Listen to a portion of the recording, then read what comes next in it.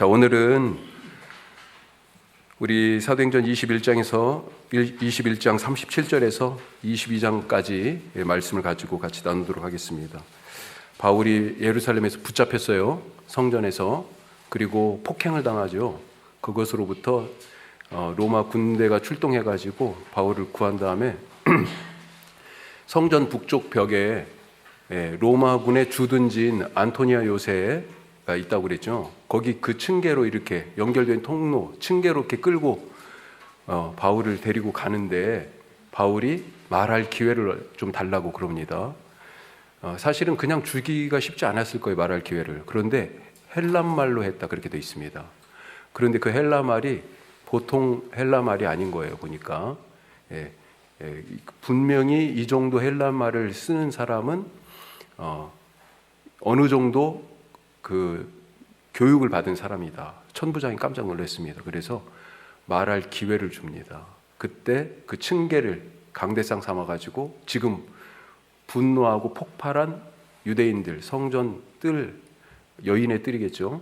북쪽 여인의 뜰 근처에 서 있던 유대인들에게 바울이 설교하는 내용이 22장 전체의 말씀입니다. 자, 오늘 이 말씀 가지고 우리 조금 더 내용과 의미를 찾아가 보도록 하겠습니다. 그 21장 끝에 부분은 말할 기회를 얻은 바울에 대한 얘기고요. 그 다음에 21절까지 22장, 여기는 바울이 설교한 내용, 바울의 간증이라고 볼 수 있겠죠. 그리고 나서 22장부터는 이것에 대하여서 유대인들이 다시 또 폭발합니다. 분노해요. 그래서 바울을 데리고 이제 군인들이 들어가고 무슨 일 때문에 그러는지, 유대인들한테 설교할 때는 헬란말을 안 썼어요. 그러니까 천부장은 무슨 말인지 몰라. 대체 무슨 말을 했길래 이 사람들이 이렇게 분노하고 폭발하냐, 죄목을 좀 밝혀야 되겠다. 그래가지고 매질할 준비를 하는데 이때 바울이 자기가 나는 로마 시민이다, 딱 그러면서 매질을 면하고 그냥 투옥만 되는 그런 상황이 되는 거죠. 자, 이런 큰 틀의 내용을 가지고 우리가 먼저 말씀을 한번 읽어보겠습니다. 21장 37절부터의 말씀입니다. 저와 여러분이 22장 끝까지 한 절씩 교독하겠습니다. 바울을 데리고 영내로 들어가려 할 그때 바울이 천부장에게 이르되 내가 당신에게 말할 수 있느냐? 이르되 네가 헬라말을 아느냐?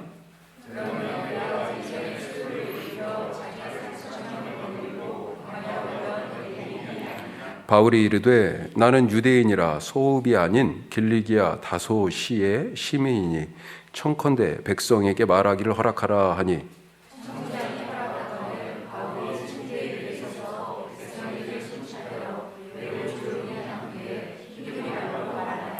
부형들아, 내가 지금 여러분 앞에서 변명하는 말을 들으라.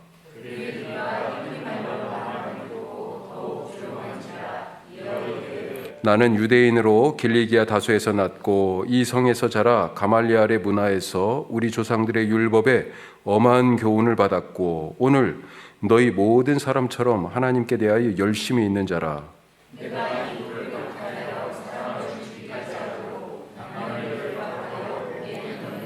이에 대제사장과 모든 장로들이 내 증인이라. 또 내가 그들에게서 다메섹 형제들에게 가는 공문을 받아가지고 거기 있는 자들도 결박하여 예루살렘으로 끌어다가 형벌받게 하려고 가더니,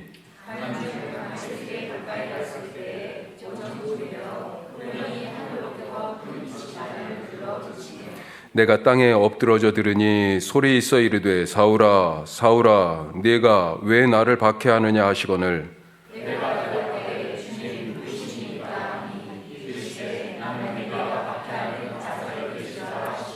나와 함께 있는 사람들이 빛은 보면서도 나에게 말씀하시는 이의 소리는 듣지 못하더라.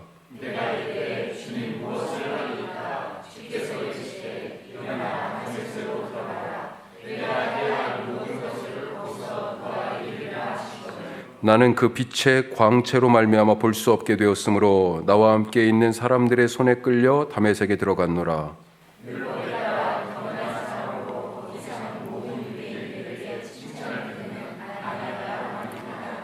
내게 와 곁에 서서 말하되 형제 사울아 다시 보라 하고늘 즉시 그를 쳐다보았노라.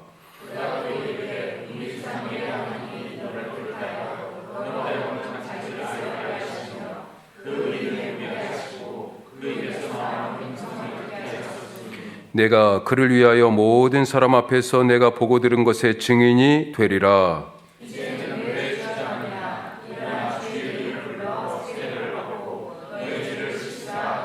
후에 내가 예루살렘으로 돌아와서 성전에서 기도할 때 황홀한 중에 봄에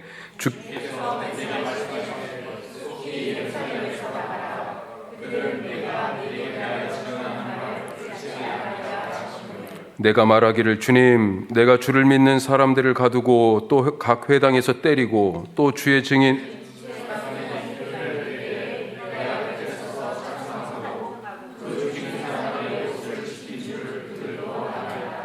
나더러 또 이르시되 떠나가라 내가 너를 멀리 이방인에게로 보내리라 하셨느니라.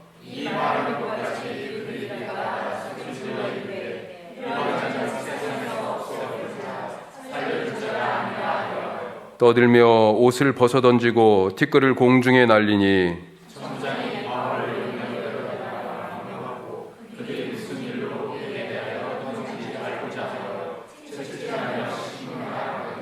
가죽줄로 바울을 매니 바울이 곁에 서 있는 백부장더러 이르되 너희가 로마 시민된 자를 죄도 정하지 아니하고 채찍질할 수 있느냐 하니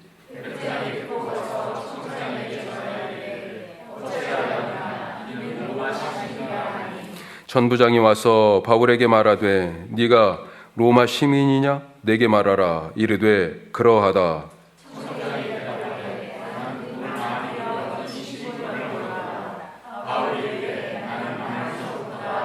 신문 아래던 사람들이 곧 그에게서 물러가고 천부장도 그가 로마 시민인 줄 알고 또 그 결박한 것 때문에 두려워하니라.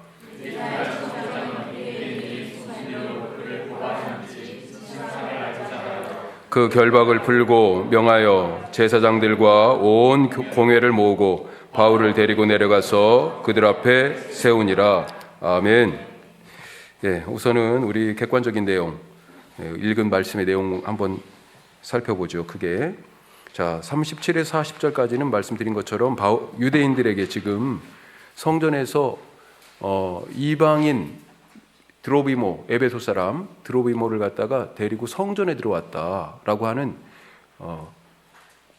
있지도 않은 일 때문에 그걸로 모함을 받아가지고 성전을 더럽혔다는 제목으로 지금 성전에서 바울이 붙잡혔습니다. 예, 그게 21장 앞부분 얘기인데 그거 가지고 폭동이 일어나서 로마 군인들이 출동한 얘기입니다.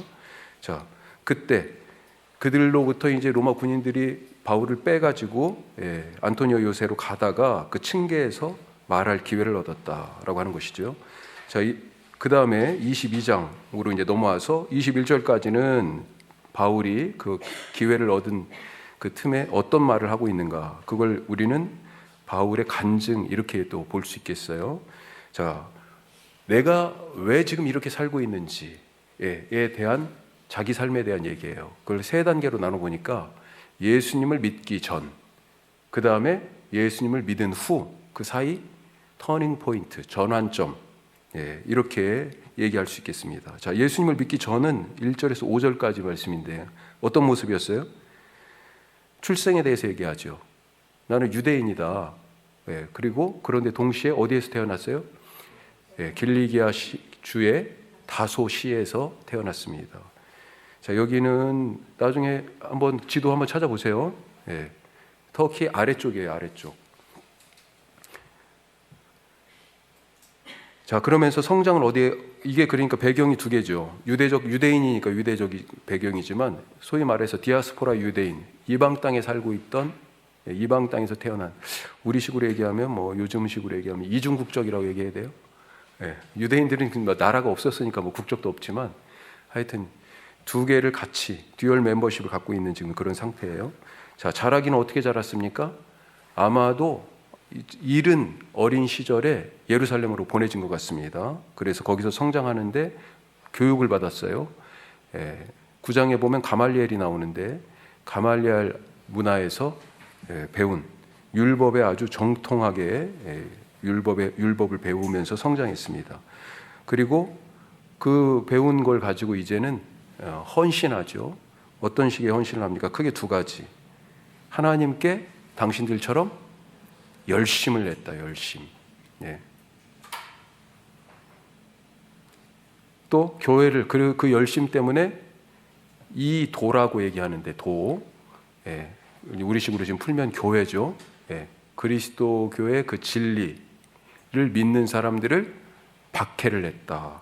그렇게 예수 믿기 전의 모습을 얘기해주고 있습니다.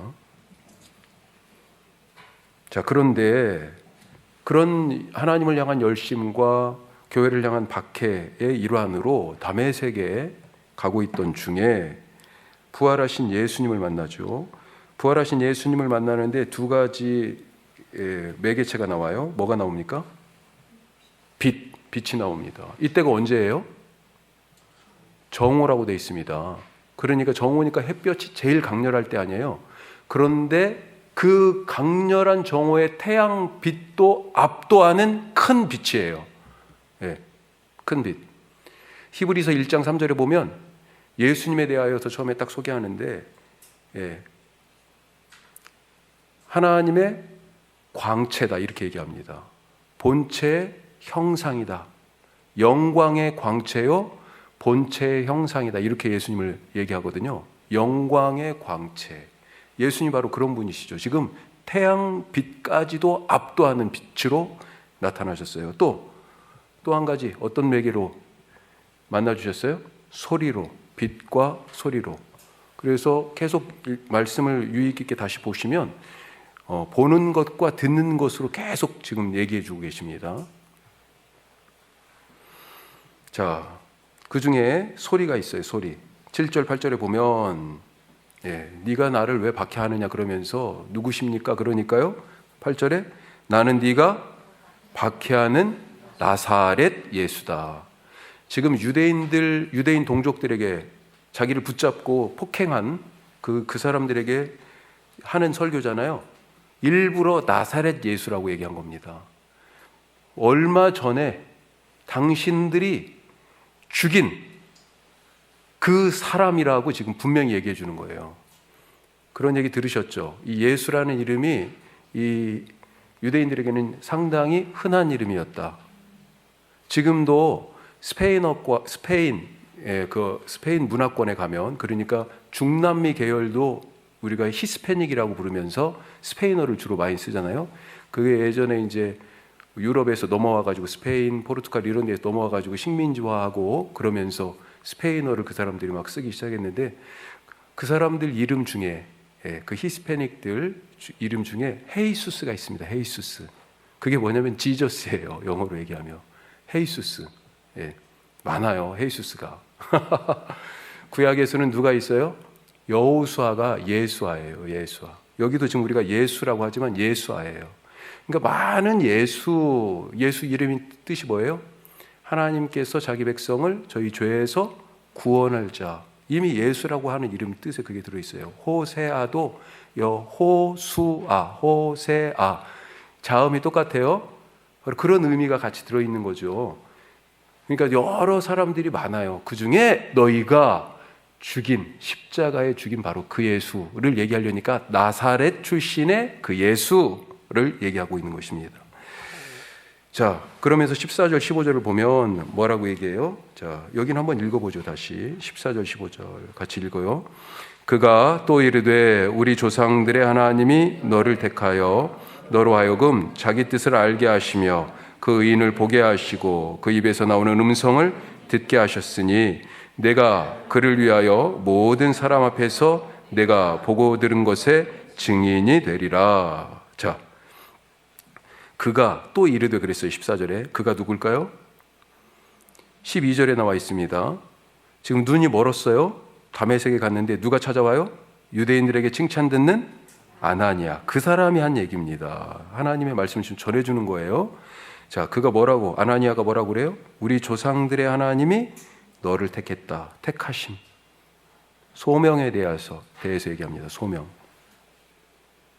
그 다음에 15절 끝에 보니까 보고 들은 것에 증인이 되라. 사명이죠. 그렇죠? 그 사이에 뭐가 있어요? 그 보고 들은 것에 대한 얘기가 있을 거 아니에요. 그 얘기가 지금 거기 나옵니다. 자, 택하여서 자기 뜻을 알게 하셨다. 이걸 뭐예요? 하나님의 뜻을 우리에게 알리셨어. 이걸 뭐라고 표현해요? 하나님의 자기 계시라고 얘기하는 겁니다. 하나님이 당신의 뜻을 알려주시잖아요. 그렇죠? 그걸 계시라고 얘기하는 거죠. 어떤 방식으로요? 보고 듣는 방식으로. 자, 그 뒤에 중간 14절 중간 이후에 뭐라고 돼 있어요? 그 의인을 보게 하시고. 그 의인이 누굽니까? 예수님이죠. 예수님을 사람들이 죄인으로 못 박아 죽였잖아요. 그런데 예수님을 의인으로 지금 보게 하신다는 거예요. 예. 또 그 입에서 나오는 뭘 들어요? 음성을 듣게 하셨다. 그 음성 속에 뭐가 있어요? 사명이 들어있어요. 예. 앞으로 어떻게 해라, 이 말로 다 합니다. 특별히 보여주시는 건 뭐예요? 예수님이 누구신지, 죄인이 아니고 의인이다, 하나님의 아들이다, 구원자다라고 하는 것을 보게 하셨어. 하나님이 자기를 그렇게 나타내셨다고요. 예. 자, 이와 같은 계시의 사건을 통해 가지고 인생이 바뀌어요. 전환점이 됩니다. 터닝 포인트예요. 그래서 17절부터는 믿은 후에 어떤 변화가 일어납니까? 이제 배경이 바뀝니다. 여기는 어디예요? 아까 16절까지는 다메섹 가던 길에서, 다메섹에서 있었던 일이잖아요. 지금은 이제 17절부터는 어디로 왔냐면 예루살렘으로 왔을 때예요. 어디입니까? 예루살렘 구체적으로 성전에서. 이 성전이 중요합니다. 특별히 성전에서 얘기했기 때문에 열받았어요, 유대인들이. 이때 성전에서 기도할 때 환상 중에 또 구체적으로 다시 한번 사명을 확인해 주시죠. 뭐예요? 예루살렘을 떠나라. 그리고 이방인에게로 가라. 그렇게 사명을 주십니다. 이게 사도행전 9장에 보면 나와 있어요. 사도행전 9장에. 이건 지금 간증이잖아요. 사도행전 9장은 그때 일어났던 사건이고, 사건을 기록하고 있는데, 누가가 그때 다메섹에서 예루살렘으로 와가지고 바울이 이와 같은 과정을 비슷하게 겪은 게 거기에 기록되어 있습니다. 예. 자, 이 말까지 하고 나니까 유대인들이 열받았어. 도저히 못 듣겠어요, 바울 얘기를. 그래가지고 폭동이 일어났네. 그 분노가 폭발해서. 그게 22절부터 말씀이에요. 하지만 하나님께서 보호하십니다. 특히 누구의 손을 통해서? 로마 군대의 손을 통해서 예루살렘에서 제일 안전한 곳에다 바울을 탁 갖다 놓는다. 이때 또 사용하도록 하신 게 뭐예요? 로마의 시민권. 예. 자, 큰 틀의 내용은 지금 이렇습니다. 이제 조금 더 의미를 몇 가지 더 찾아가 보도록 하겠습니다. 자, 질문 첫 번째 한번 보죠. 질문 같이 한번 읽어요. 바울의 삶은 예수님을 만나기 전과 후로 완전히 달라졌다. 어떤 점에서 달라졌는가? 예. 어떤 점에서 달라졌습니까? 그전에는 율법과 선민 사상에 완전히 찌든, 이걸 좋게 얘기하면 하나님에 대한 열심과 율법에 대한 충성, 헌신으로 그렇게 얘기할 수 있겠어요. 그런데 그와 같은 바울의 삶이 한순간에 바뀌었죠. 자, 어떤 점에서 바뀌었을까? 거기 1번이라고 표시해놨는데, 하나님이 내 계획이 아니라 하나님의 계획을 따르는 사람이 됐어요. 내 계획이 아니라 하나님의 계획을 따르는 사람. 원래 바울이 다메섹에 가려고 했잖아요. 가던 중에 이제 예수님 만났으니까. 자, 원래 다메섹에 대하여 갖고 있던 바울의 계획은 무엇이었습니까? 5절에 나오죠. 다메섹의 그리스도인들을 결박하여 예루살렘으로 끌어다가 형벌을 받게 할, 그게 바로 그 도시에 대하여 갖고 있던 바울의 계획이었어요. 하지만 다메섹 근처에서 그 계획이 실행되기 전에, 다메섹 근처에서 부활하신 예수님을 딱 만나고 나서 다메섹 행의 계획이 바뀝니다. 다메섹 행의 이유가 바뀌어요. 10절 말씀 같이 한번 다시 보죠. 10절. 자, 예수님 만났습니다. 그러니까 자, 10절. 내가 이르되 주님 무엇을 하리이까? 주께서 이르시되 일어나 다메섹으로 들어가라. 내가 해야 할 모든 것을 거기서 누가 이르리라 하시거늘. 뭐라고요? 계획이 누구한테 있어요? 예수님께 있어요. 그 예수님이 누군가를 보내서 네가 뭘 해야 하는지 알려주시겠다고 지금 하시잖아요. 그동안에는 다메섹에 대하여 지금 가고 있을 때 계획을 바울이 갖고 있었잖아요. 자기 계획을요. 그런데 그거 계획 아니야 그거 하고요. 만나 주시니까 빛과 소리로 그렇게 만나 주시니까 바울이 뭐라고 그랬어요? 지금 10절 시작할 때 주님 무엇을 하리이까? 그러면 이 계획 말고 어떤 계획이요? 하고 묻는 거죠. 그랬더니 네가 해야 할 것 내가 짜놨어. 다 준비해놨어.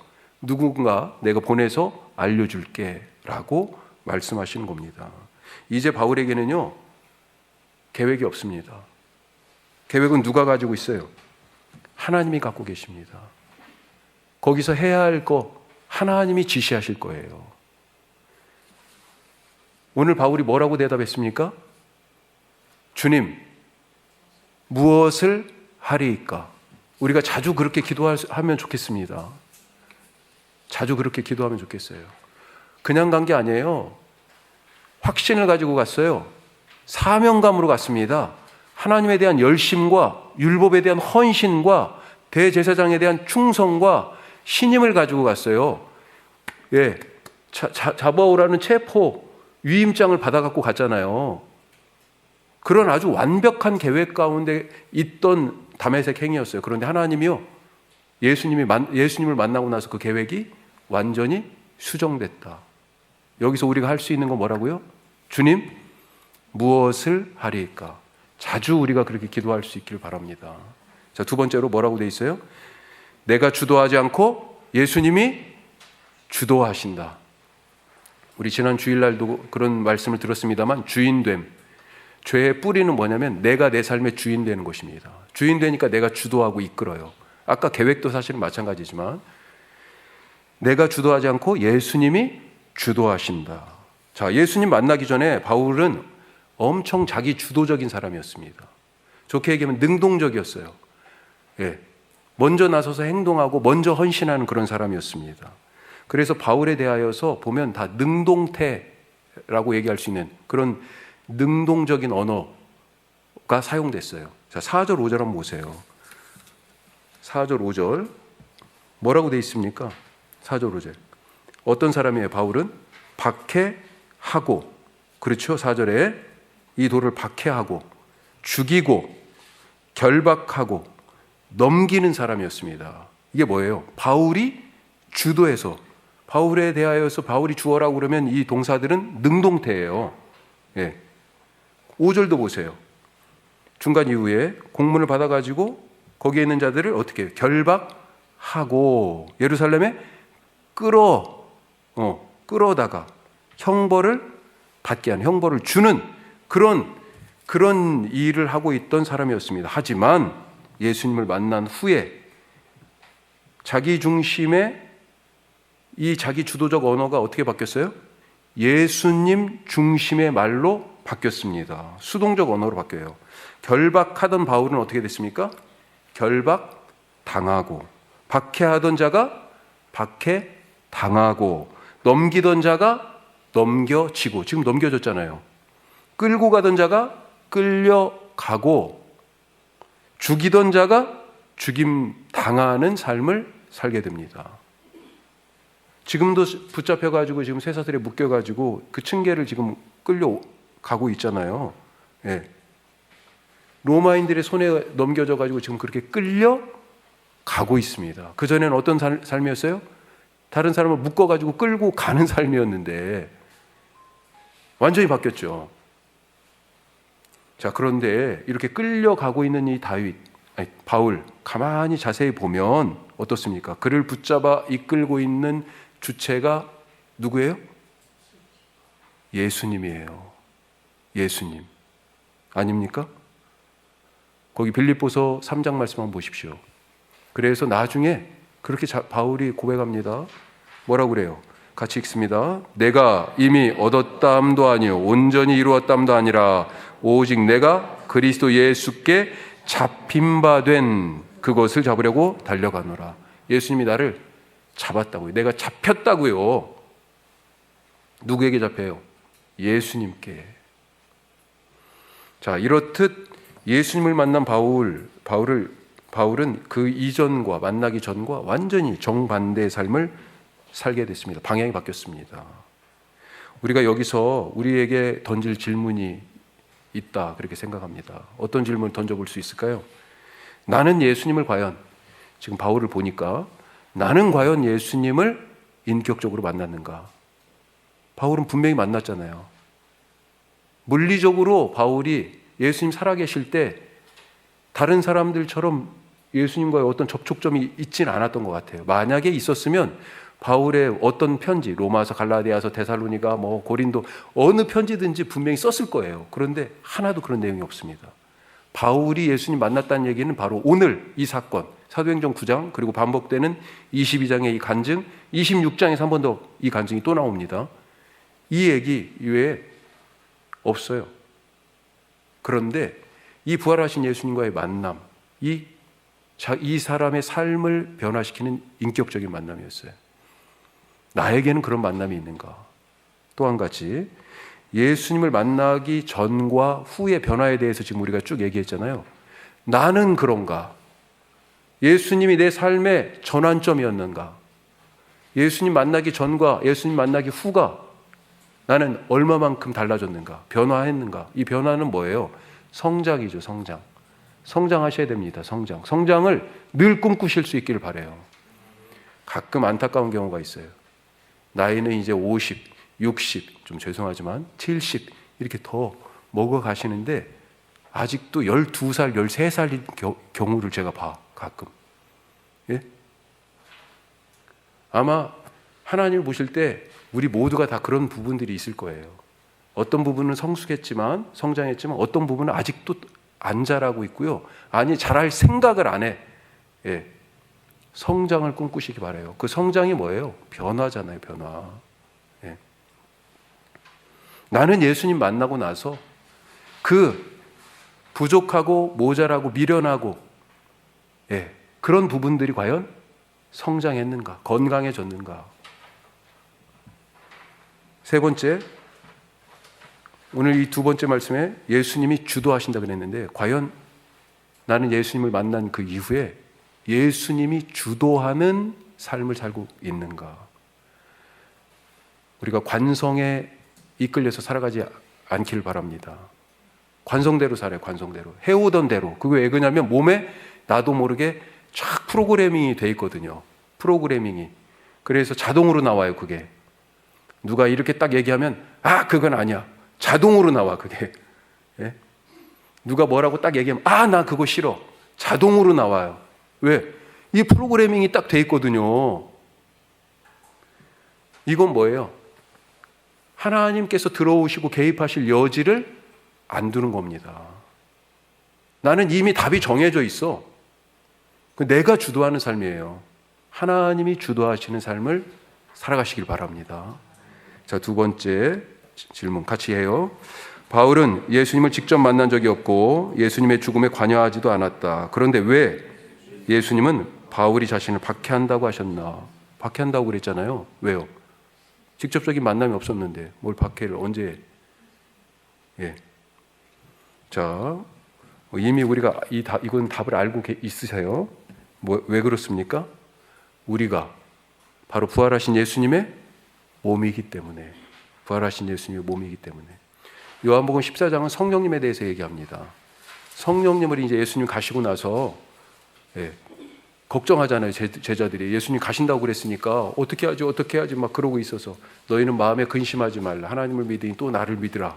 그러면서 내가 갔다가 다시 오는데 이런 얘기도 하시고 위로하십니다. 다독거리세요. 자, 그런데 그러면서 내가 가면 성령님을 보내시겠다. 그렇게 얘기합니다. 14장, 요한복음 14장이요.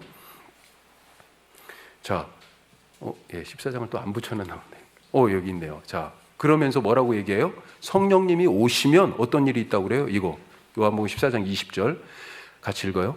그날에는 내가 아버지 안에 너희가 내 안에 내가 너희 안에 있는 것을 알리라. 이런 관계가 된다는 거예요. 성령님이 오시면. 예? 그러면서 이게 14장이잖아요. 요한복음 15장으로 넘어가면 계속 이어집니다. 말씀이 15장에 넘어가면 포도나무 비유를 얘기하세요. 방금 얘기한 너희가 내 안에 내가 너희 안에, 그걸 비유로, 포도나무 비유로 얘기하세요. 자, 여기 안에, 여기도 뭐라고 얘기합니까? 내 안에 거하라, 나도 너희 안에 거하리라. 그렇게 가지가 포도나무에 붙어 있으면 스스로 열매를 맺는다. 이런 관계를 지금 얘기하십니다. 예수님과 제자들은 그래서 어떤 관계예요? 둘이 아니라 하나의 관계예요. 그래서 16장에서는 뭐라고 또 얘기하세요? 이거 한번 보세요. 16장. 자, 예수님 성령을 통해서 제자들 안에 예수님이 계시게 되니까 어떤 일이 일어나요? 같이 읽습니다. 너희가 무엇이든지 아버지께 구하는 것을 내 이름으로 주시리라. 아멘. 이게 뭐예요? 예수님과 제자들이 성령으로 말미암아 하나가 되었다는 거죠. 이걸 우리는 뭐라고 표현합니까? 교회는 예수님의 몸, 이렇게 얘기하는 거죠. 지금 제자들, 성령 받은 제자들이 교회가 됐어요. 이 교회가 예수님의 몸이라고요. 성령으로 말미암아 예수님이 이 제자들 안에 거해요. 그러니까 예수님과 제자들은 둘이 아니라 하나입니다. 예수님이 제자들 안에, 제자들이 예수님 안에. 그게 바로 교회의 본질이죠. 교회를 박해, 이 도에 대하여 핍박해요. 그게 바로 예수님을 핍박하고 예수님의 몸에 다시 고난의 못을 박는 그런 행위가 된다. 그래서 바울에게 그렇게 얘기했다 하는 거죠. 자, 이렇게 우리가 예수님의 몸이라는 사실이 주는 은혜, 이게 무엇입니까? 아까 방금 전에도 말씀드렸지만 말씀을 성령님을 통하여 알게 하시고 사랑의 열매를 맺게 하시고 사명의 열매를 맺게 하시고 무엇이든지 구하는 대로 얻게 하시는 그런, 이건 그 중에 몇 가지만 지금 말씀드린 거예요. 그런 놀라운 은혜가 있어요. 더불어서 뭐가 있어요? 예수님과 더불어 고난받고, 또 그걸 뒤집어 얘기하면 우리가 고난받을 때 예수님도 우리의 고난에 동참하시고, 그리하여서 우리가 그 고난을 넘어 예수님이 부활하신 것처럼 승리하게 하신다, 이기게 하신다. 잊지 마시기 바랍니다. 예수님과 우리는 성령으로 하나입니다. 하나. 자, 마지막 세 번째. 자, 바울의 말을 들은 유대인들이 폭발한 이유가 있어요. 자, 층계에 서서 지금 설교했어요. 내가 어떻게 예수님 만났는지 쭉 얘기했습니다. 근데 그 말을 듣다가 더 이상 못 듣겠다. 예, 그러면서 분노하고 폭발했습니다. 두 가지의 이유가 있어요. 지금 바울이 두 가지의 계시 사건을 사실은 얘기했거든요. 하나는 다메섹 가던 길에서 예수님 만났잖아요. 그 이야기 하나. 또 하나는 예루살렘에 와가지고 성전에서 기도할 때. 자, 이 두 가지 내용을 가지고 보면 첫 번째 다메섹에서의 그 예수님이 자기를 나타내신 사건을 통해서는 14절, 이거 아까 읽었는데 한번 다시 읽죠. 14절. 그가 또 이르되 우리 조상들의 하나님이 너를 택하여 너로 하여금 자기 뜻을 알게 하시고 그 의인을 보게 하시고 그 입에서 나오는 음성을 듣게 하셨으니. 이 뭐예요? 유대인들이 이 얘기 듣다가 지금 폭발한 거예요. 한번 확 지금 끌어올랐습니다. 왜? 특별히 어떤 단어 때문에? 의인이라는 단어 때문에 그래요. 왜요? 지금 예수님을 죄인이라고 십자가에다 유대인의 왕 죄패까지 해가지고 못 박아 죽였잖아요. 더군다나 이 십자가 나무에 달린 자는 구약의 말씀에 저주를 받았다. 하나님께 당연히 신성모독으로 하나님의 아들을 빙자한, 예, 참담한 말을 했기 때문에 죄인으로 지금 죽였다라고 하는 건데, 그런데 이 예수를 의인이라고 얘기하고 있지 않습니까? 너희들이 틀렸다고 얘기하는 거잖아요. 더군다나 이 예수를 의인으로 인정하신 분이 누구라고요? 우리 조상의 하나님. 우리 조상의 하나님이에요. 받아들일 수 없는 얘기예요. 자, 또 한 가지 성전에서의 사건이 또 있었죠. 성전에서의 계시 사건. 자, 여기서는 뭐가 있어요? 17절 이후에 보면, 자, 먼저 18절. 예루살렘에서 나가라 이렇게 얘기하시죠. 그리고 19절에서 21절에서 보면, 네, 또 나더러 이르시되 멀리 이방인에게로 보낼 것이다. 자, 이런 얘기를 합니다. 자, 그러니까 성전에서 내가 기도할 때 누구로부터 계시를 받았어요? 바울이. 그걸 지금 얘기하고 있잖아요. 누가 자기를 이방 땅에 복음을 전하라고 누가 보냈다는 거예요? 예수님이. 이게 유대인들의 마음을 또 건드렸어요. 이것 때문에 폭발했어요. 이 말 듣고 나서 22절에 뭐라고 그래요? 더 이상 듣다가 소리 지르고 이러한 자는 세상에서 없애버리자. 옷을 벗고 티끌을 털면서. 이게 지금 결정적으로 분노하게 만든 얘기예요. 왜 그래요?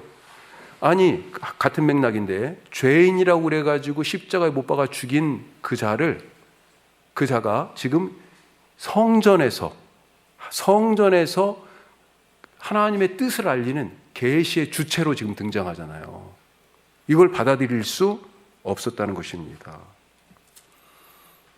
이 말을 바울에게 한 자가 예수님이라는 것을 넘어서 이 장소가 성전이기 때문에 이런 일은 불가능하다라고 그렇게 지금 생각한 거예요.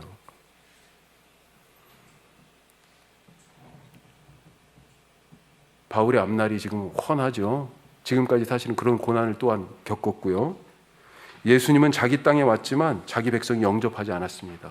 그럼에도 불구하고 보내신 이, 요한복음은 보내신 이, 나 보내신 이라고 하는 그 어구가 계속해서 등장해요. 그 보내신 이, 곧 하늘 아버지의 뜻대로 예수님은 사셨고 십자가를 지시며 그 보내신 이의 목적, 그 사명을 완수하셨습니다. 마찬가지로 예수님의 몸인 우리도 세상이 예수님을 환영하지 않았듯이 우리도 환영하지 않습니다. 하지만 좌절하지 마시기 바랍니다.